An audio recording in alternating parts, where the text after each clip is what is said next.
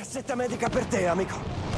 We have taken out objective butter. What is up, YeshGamers? Robert the Bruce here, and all I can say is wow, because Battlefield 1 is here, and it has blown away my expectations. I already thought it was going to be awesome, but DICE has really delivered. Now, it'd be fun to ride the fanboy train for a while and just talk about all the cool aspects of BF1, but that's not why we're here today, is it? No, of course not. We're here to talk about how to experience more epic moments, more victories, and earn yourself better stats in Battlefield 1. Yes, it's possible. And this ideology doesn't have anything to do with your own personal skills. Now, of course, a more skilled player gets better results, but adapting to what I'm going to be talking about today will show immediate improvements the very first round you do it. Now, before I dive in, there are two disclaimers. Always gotta be something, right? Of course. Now, first, this requires you to have a squad willing to all buy in together. You always hear me talking about teamwork, right? Well, this requires teamwork. Secondly, this is not some magic secret I've uncovered digging through the Battlefield source code or something. Some of you will be like, really? I've always done that. And you'll want to have a negative reaction to the video. Now, if this is you, first off, that's awesome. The players that do this will always enjoy Battlefield games more, in my opinion. So just be happy that hopefully more players will come on board with this strategy as well. Now, alright RTB, enough stalling, get to it. Haha, I've built up your expectations, and now I crush them and disappoint you. But seriously, to implement this strategy, it requires two things that you absolutely must do. First, you must have a designated squad leader who is actively directing the entire squad, and everyone follows their orders. This whole thing falls apart if the squad leader doesn't talk much, or if some of your squad ignores them and still just does their own thing. There has got to be buy-in from the whole crew. If 2 out of 5 people in your squad are off being cowboys and ignoring everyone else, it breaks down the system. Second, unless specifically told otherwise by the squad leader, everyone must always spawn with their squad mates. No spawning off on some random objective because you think it's more important. You spawn where your crew is. You gotta be together to actually help each other in all situations, right? Having 2 guys set up as the tank busters doesn't help you if you run into an enemy tank and you're 200 meters away from your crew doing your own thing. Well, that's it. Were you hoping for something more? Now again, if you and your crew already do this, bravo.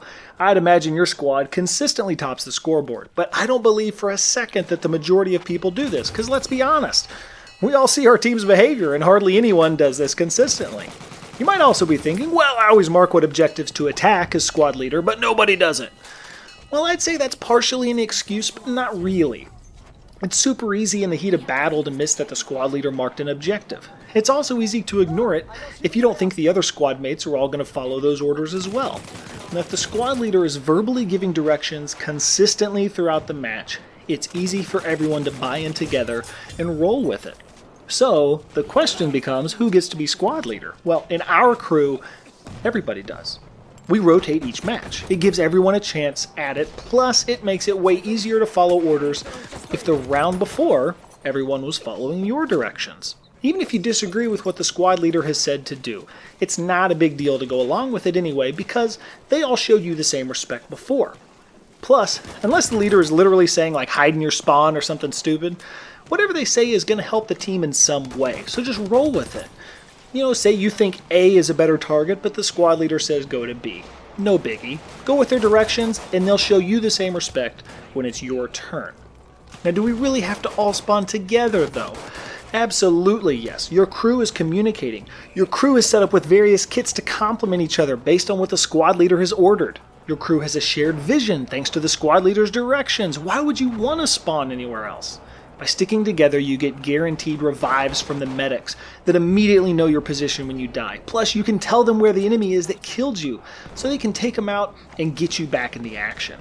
Or you know immediately that they're tied up with something else and you don't have to waste your time waiting, wondering if you're going to get revived. You can just go ahead and respawn. A tank rolls up and you immediately know that 1 or 2 squad mates are working to take it out.